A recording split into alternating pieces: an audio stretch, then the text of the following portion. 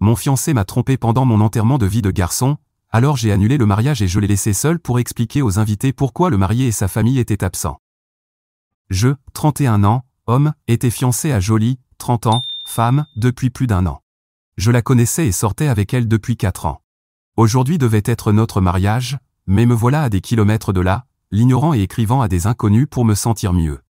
La semaine dernière, mes amis ont organisé un voyage pour mon enterrement de vie de garçon. C'était un complexe hôtelier à la campagne, rien d'extravagant, juste une dernière célébration avec mes amis avant de me marier. Le jour où nous devions partir, j'ai eu un pressentiment étrange, comme si quelque chose n'allait pas, mais je ne pouvais pas l'expliquer. Elle n'avait pas prévu d'enterrement de vie de jeune fille. Elle avait décidé de travailler tout le week-end pour compenser les jours de congé qu'elle prendrait pour le mariage. Je me sentais coupable de la laisser seule un week-end avant notre mariage. Je lui ai dit que je ne voulais pas y aller. Je voulais passer du temps avec elle à la place. Elle m'a convaincu que ce serait injuste pour mes amis, qui avaient pris du temps pour tout organiser. À ce moment-là, j'ai pensé qu'elle avait raison. Maintenant, je sais pourquoi elle m'a envoyé loin. Le voyage était sympa. Ce n'était pas une fête débridée entre gars ou quoi que ce soit du genre. Mes amis avaient loué un chalet au bord d'un lac, rempli le frigo de bière et empilé le salon avec assez de snacks pour tenir un mois. Ouais, j'ai des amis qui mangent comme 10 personnes. J'étais le premier de notre groupe à me marier, alors tout le monde était excité. On a passé la première nuit à boire autour d'un feu de camp, à raconter des histoires et à se faire des blagues. C'était exactement ce qu'un week-end d'enterrement de vie de garçon devait être, mais je n'arrivais pas à me débarrasser de cette culpabilité persistante. Elle était seule à la maison, en train de travailler, pendant que je faisais la fête. Le lendemain matin, je ne sais pas si c'était la gueule de bois ou mon instinct, mais quelque chose m'a envahi. Sans prévenir personne, je me suis éclipsé et j'ai pris la route pour rentrer chez moi. Je voulais arriver tôt et lui préparer un dîner. Ce serait une surprise, et peut-être pourrions-nous passer une soirée tranquille ensemble avant le chaos des préparatifs du mariage. Quand je suis arrivé, j'ai vu une voiture garée devant notre maison qui ne lui appartenait pas. Sa voiture était dans le garage, comme si elle n'avait jamais quitté la maison pour aller travailler ce jour-là. Elle était censée être au travail. Que faisait-elle à la maison en plein après-midi? Je pouvais soit rester là, à trouver des excuses pour expliquer ce qui se passait, soit l'appeler et lui demander. Elle a répondu d'une voix enjouée. « Eh, mon amour, comment ça se passe ?» J'ai senti ma gorge se serrer et j'ai demandé « Bien. Où es-tu » Sans hésiter, elle a répondu « Au travail. » Pourquoi? Rien, je voulais juste prendre de tes nouvelles. Ta journée se passe bien. Chargée, j'ai tellement de choses à faire avant mes jours de congé. Avant que je puisse dire quoi que ce soit d'autre, elle a raccroché, prétextant qu'elle était en pleine tâche importante, puis elle a enchaîné avec des tonnes de « je t'aime » et « tu me manques ». Je suis resté assis dans ma voiture, abasourdi. Je ne suis pas passé par la porte d'entrée, je ne pouvais pas. Quelque chose en moi, peut-être l'instinct, m'a dit de ne pas le faire. Au lieu de ça, j'ai contourné la maison pour aller dans le jardin, là où se trouvait la fenêtre de notre chambre. Les rideaux étaient fermés, mais les sons venant de l'intérieur étaient clairs. C'était elle, chuchotant, riant. Et une voix d'homme, la taquinant, lui parlant. J'ai sorti mon téléphone et j'ai commencé à enregistrer. Je ne savais pas si cela me servirait un jour ou non. Debout là, au milieu de leurs éclats de rire, je l'ai entendu dire « Je n'arrive toujours pas à croire que je fais ça ici. » Puis elle a ajouté « C'est tellement bon. J'en veux encore une fois. » Le gars a ri et lui a murmuré quelque chose. Je n'ai pas pu l'entendre. Après quelques minutes de silence, j'ai entendu ses gémissements. Ils sont devenus de plus en plus forts jusqu'à ce que je ne puisse plus le supporter. Entendre ces mots m'a brisé. Je voulais faire irruption, défoncer la porte et les surprendre en plein acte. Mais je ne pouvais pas bouger. C'était comme si mon corps était paralysé. À la place, je suis retourné discrètement à ma voiture. J'aurais pu entrer et tout terminer sur le champ, mais je n'en ressentais pas le besoin. Pourquoi faire? Je connaissais déjà la vérité. Je voulais juste disparaître et ne plus jamais la revoir. Si j'étais entré et que j'avais passé ces 2 traîtres à tabac, tout ce que j'aurais gagné, c'était un aller simple pour la prison, pendant que continuerait à faire la même chose pendant que je serais enfermé. Je suis retourné là où étaient mes amis. Je n'ai pas dit un mot. J'ai juste bu jusqu'à perdre connaissance, n'importe quoi pour anesthésier la douleur poignante dans ma poitrine. Mes amis m'ont traîné jusqu'à la piscine, mais tout ce que j'ai fait, c'est sombrer dans ma misère et continuer à boire. Les heures sont passées dans un flou total, jusqu'à ce que mon ami le plus proche, Shan, me prenne à part et me demande ce qui n'allait pas. Il savait que j'étais parti le matin, mais ils avaient supposé que j'étais juste allé explorer la ville voisine ou quelque chose du genre. Je lui ai tout raconté. Il est devenu rouge de colère, tout aussi furieux que moi, comme le ferait un vrai ami. Ça m'a fait du bien d'avoir quelqu'un qui réagisse comme moi. Nous avons parlé pendant des heures. Je lui ai dit que je ne voulais pas laisser passer ça sans qu'elle en subisse les conséquences. Il a lancé plein d'idées de vengeance complètement folles. Et le meilleur dans tout ça?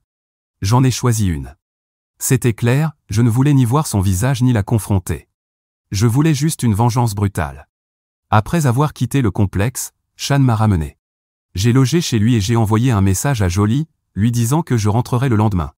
Elle l'a pris tranquillement et m'a répondu « Oh, je vais chez mes parents demain et j'y resterai jusqu'au mariage.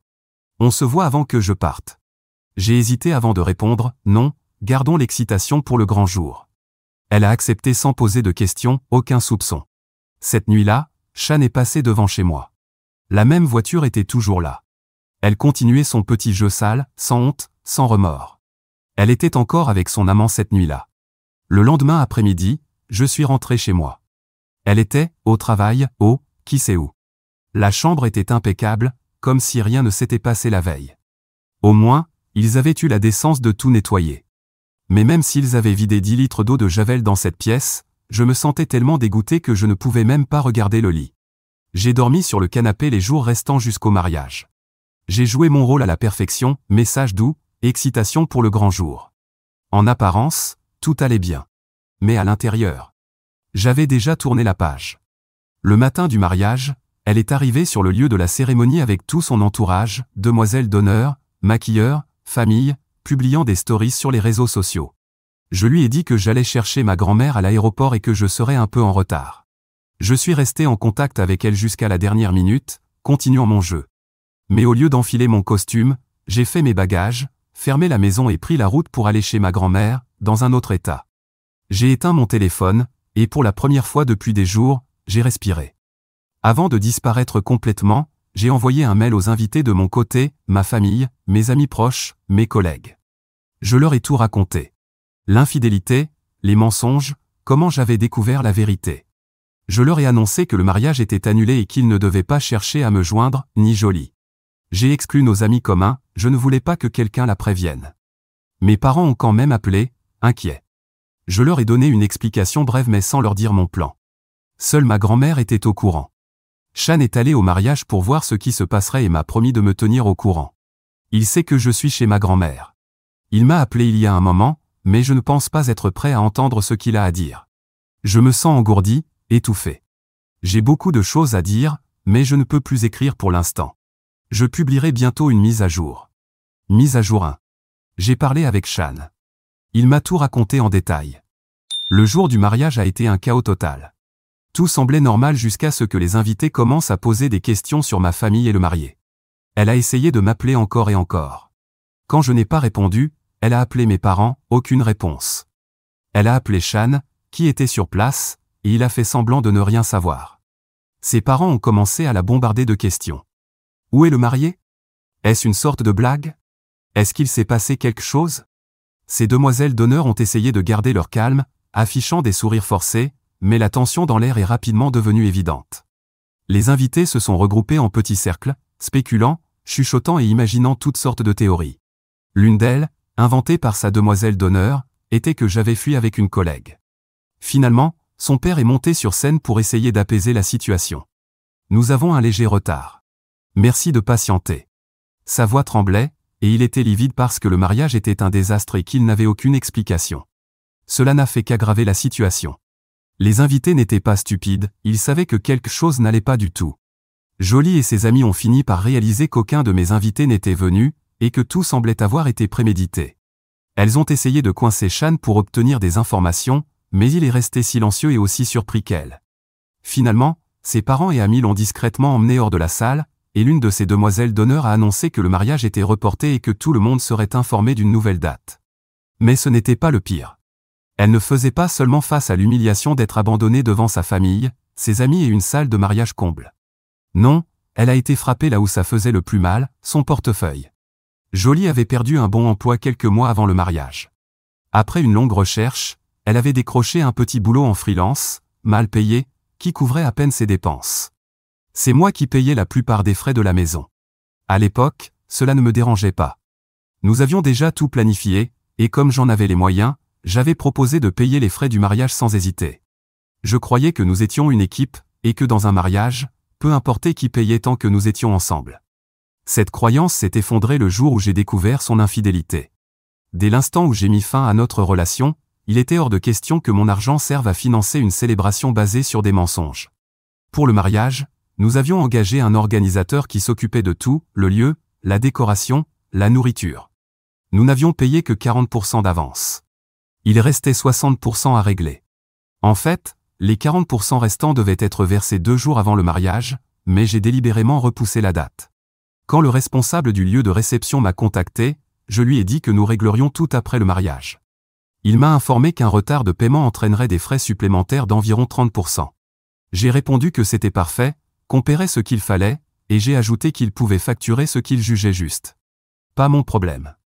Je savais que j'allais disparaître, et que c'est elle qui devrait gérer ça.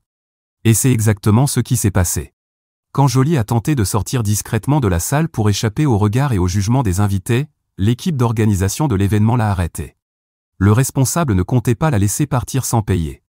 La dette restante représentait 60% du coût total du mariage, plus les frais de retard, et croyez-moi, c'était une somme énorme. Un coût dévastateur pour quelqu'un sans emploi stable, qui avait déjà dépensé toutes ses économies pour sa robe de mariée, le maquillage, les tenues des demoiselles d'honneur et d'autres détails. Le gérant a insisté pour que le paiement soit réglé immédiatement.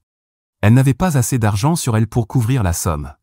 Son père a dû intervenir, mais même pour lui, c'était une somme trop importante à payer d'un coup. Désespéré, il a supplié d'avoir plus de temps, car cette situation les avait pris au dépourvu. Le mariage était annulé, et il ne savait pas où j'étais, celui qui aurait dû payer. Mais le gérant n'était pas d'humeur à écouter des excuses. Il lui a dit qu'il se fichait de ce qui s'était passé ou de qui devait payer, mais que quelqu'un devait s'en charger ou fournir une garantie. Après de nombreuses supplications, il a laissé partir Jolie et sa mère mais a forcé son père à rester jusqu'à ce qu'un nouveau contrat soit rédigé. Il lui a fait signer un document le tenant responsable du paiement. S'il ne réglait pas la somme dans les délais convenus, une procédure judiciaire serait engagée. L'humiliation de signer ces papiers devant certains invités encore présents, dont Shan, a été brutale. Il était rouge de colère, me maudissant à voix haute. Entre-temps, Shan avait déjà montré mon email à la plupart des personnes présentes sur place, et presque tout le monde connaissait la vérité. Mais les parents de Jolie croyaient encore que je l'avais abandonné sans raison. Après avoir réglé la situation avec le gérant du mariage, son père est allé directement chez mes parents. Il était furieux et prêt à en découdre, mais il a été accueilli froidement. Ma mère l'a regardé calmement et lui a dit la vérité sur l'infidélité de sa fille. Il était honteux mais toujours en colère contre moi à cause des frais du mariage. Il a dit que j'aurais dû les prévenir pour qu'ils puissent annuler leur venue. Tu aurais dû gérer ça en privé et ne pas transformer ma famille en risée, a-t-il dit, amer. Mon père ne s'est pas laissé faire. Il n'y a personne à blâmer ici sauf ta fille. C'est elle qui a tout détruit, pas mon fils. Elle a choisi la luxure plutôt que la loyauté. Au lieu de venir ici me faire la morale, tu ferais mieux d'apprendre à ta fille à être fidèle à son mari plutôt que d'aller coucher ailleurs. Il est parti, car il n'y avait plus rien à dire. Plus tard, j'ai appris que Jolie était rentrée chez elle avec sa mère et ses amis, seulement pour découvrir que mon côté du placard était vide. Mes affaires avaient disparu. Tout était terminé, et j'ai fait en sorte qu'elle comprenne pourquoi. Sur la porte du réfrigérateur, écrit en grosses lettres noires, j'avais laissé un mot. Je sais pour ton infidélité. Juste à côté, j'avais imprimé et scotché des photos de la voiture de son amant garée dans notre allée. Je suis sûr que ses parents et ses amis ne l'ont pas bien pris. Je ne sais pas exactement ce qui s'est passé entre eux après cela, mais certains amis communs ont fini par me contacter pour me dire à quel point ils étaient désolés de la tournure des événements. Grâce à eux, j'ai appris que même ses propres parents lui avaient tourné le dos. Elle a dû quitter la maison, elle ne pouvait plus payer le loyer. Au départ, ses parents avaient prévu de l'héberger jusqu'à ce qu'elle puisse se remettre sur pied, mais lorsqu'ils ont découvert son infidélité, ils ont retiré leur soutien. Son père, à cause de toute cette histoire de dette, était plus furieux que jamais. Il exigeait qu'elle lui rembourse jusqu'au dernier centime de ce qu'il avait avancé. Non seulement elle était complètement seule pour faire face aux conséquences de ses actes, mais elle était aussi ruinée financièrement. En ce moment, elle squatte le canapé d'une amie. Je m'en fiche complètement. J'ai emménagé chez Shan pour l'instant, le temps de trouver un logement. Une grande partie de ce que je sais vient des messages qu'elle m'a elle-même envoyés, mais je n'ai répondu à aucun d'eux et je l'ai bloqué. Je ne peux même pas dire s'il y a eu de nouveaux messages ou non, ils n'atteignent plus mon téléphone. Mise à jour 2. Cela fait plus de 4 mois depuis le mariage qui n'a jamais eu lieu. Elle me poursuit pour obtenir des explications, ou du moins c'est ce qu'elle a dit à tous nos contacts communs. Elle a tout essayé. Elle m'a appelé depuis différents numéros, a tenté de me joindre par l'intermédiaire d'amis communs et a même envoyé des lettres à la maison de mes parents. Rien n'a fonctionné. Je n'ai pas répondu, car je n'allais pas lui donner cette satisfaction. Je l'ai bloquée partout, effacée de ma vie comme si elle n'avait jamais existé. Mais elle était acharnée. Sa dernière tentative est arrivée sous la forme d'un email. L'objet disait « Une dernière rencontre pour clôturer tout ça. S'il te plaît, s'il te plaît, s'il te plaît. » J'étais sur le point de l'effacer sans le lire, mais la curiosité a pris le dessus et je l'ai ouvert. C'était un long message désespéré, rempli de supplications, d'excuses et d'une demande de me voir en personne une dernière fois. Elle promettait qu'il n'y aurait ni drame ni manipulation, juste une chance de s'expliquer et de trouver un peu de paix. Je ne me suis pas senti coupable de ne pas répondre avant de le supprimer. Elle ne méritait pas de clôture, elle ne méritait rien de moi. Mais un jour, alors que j'étais dans un café à profiter de ma nouvelle vie, elle m'a trouvé. Je ne sais toujours pas si c'était un hasard ou si elle avait tout orchestré. Ce n'est pas comme si je m'éloignais beaucoup de mon lieu de travail. Je ne l'ai même pas vue jusqu'à ce qu'elle soit déjà debout à côté de ma table, trop absorbée par la lecture de quelque chose sur mon téléphone. Sinon, peut-être que j'aurais eu le temps de fuir. Au moins, j'ai ressenti une certaine satisfaction en voyant à quel point elle avait mauvaise mine. Mais mauvaise au point où je me suis dit, j'allais épouser ça? Je sais, ce n'est pas très gentil à penser, mais ça m'a fait du bien de la voir souffrir. J'ai voulu me lever de la table, mais elle a parlé assez fort pour que quelques personnes commencent à regarder. Elle a dit qu'elle voulait parler. Je ne voulais pas faire de scène, alors je suis resté assis et j'ai demandé ce qu'elle voulait. Elle m'a tout raconté, sans excuses, sans petit discours pour adoucir les choses d'abord. Mais selon elle, ce n'était pas une vraie infidélité. Elle a juré qu'elle n'avait aucun lien émotionnel avec ce type, que ça n'était arrivé qu'une seule fois, qu'elle ne m'avait jamais trompé auparavant. Elle prétendait qu'elle l'avait fait parce qu'elle voulait passer une dernière nuit à explorer ses fantasmes avant de s'engager à vie dans la monogamie. Elle disait ne pas vouloir d'enterrement de vie de jeune fille, juste ça, pour pouvoir se marier sans culpabilité ni doute. Le type était un ancien collègue, réputé pour être bon au lit. Elle a murmuré, j'avais entendu dire qu'il était expérimenté. Il y avait une rumeur au travail selon laquelle il avait couché avec notre patronne, et qu'elle avait été tellement impressionnée qu'elle lui avait donné une promotion. Et pas seulement ça, il aurait aussi satisfait certaines des hautes dirigeantes de l'entreprise. Des femmes, bien sûr. Juste des rumeurs, mais elle avait des doutes à éclaircir. Elle lui a envoyé un message pour lui demander si c'était vrai. Il a laissé entendre que oui, qu'il était très doué dans son second métier, qu'il ne le faisait pas pour l'argent mais pour le plaisir, sans attache. Et c'est tout ce qu'elle voulait, une nuit de pur plaisir physique, une expérience transactionnelle, rien de plus. Elle a juré qu'elle n'avait jamais prévu de recommencer et qu'elle avait tout arrangé pour que je ne le découvre jamais, pour que je ne sois pas blessé. Je suis resté là, esséuré. Sali. C'est elle qui avait fait tout ça, qui avait fait quelque chose d'objectivement répugnant, mais c'est moi qui me sentais sale. Elle continuait de parler. Je me suis mis à penser à toutes les choses qu'elle avait dû lui demander de lui faire. Elle disait quelque chose quand je l'ai interrompue et j'ai demandé « Qu'est-ce que tu lui as demandé de faire ?» Elle s'est figée. J'ai répété « Dis-moi, quel était ton fantasme ? Décris-le-moi en détail. Tu lui as donné des instructions à l'avance ? Tu les as écrites quelque part ? Montre-moi. » Je n'avais pas réalisé que ma voix montait de plus en plus fort. Elle a supplié « Arrête. » Je ne le dirai pas. Pour l'amour de Dieu, arrête. Elle s'est mise à sangloter. Après une minute de silence, elle a dit qu'elle l'avait regretté au moment même où je l'avais appelée ce jour-là pour prendre des nouvelles, qu'elle savait que cet appel avait tout gâché et qu'elle aurait dû arrêter. Mais elle ne l'a pas arrêté. Elle a poursuivi. Et d'après ce que j'ai entendu et enregistré, elle ne semblait pas très coupable sur le moment.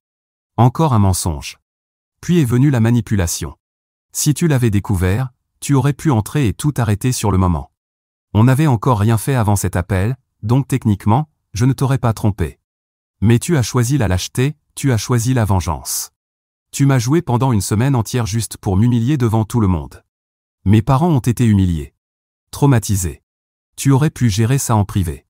Tu aurais dû être un homme et me confronter au lieu de fuir. Puis, elle a totalement inversé la situation. Malgré tout, je peux te pardonner, si tu peux oublier ce qui s'est passé et qu'on recommence à zéro. On a tous les deux fait des erreurs, mais nos erreurs s'annulent. J'ai failli éclater de rire.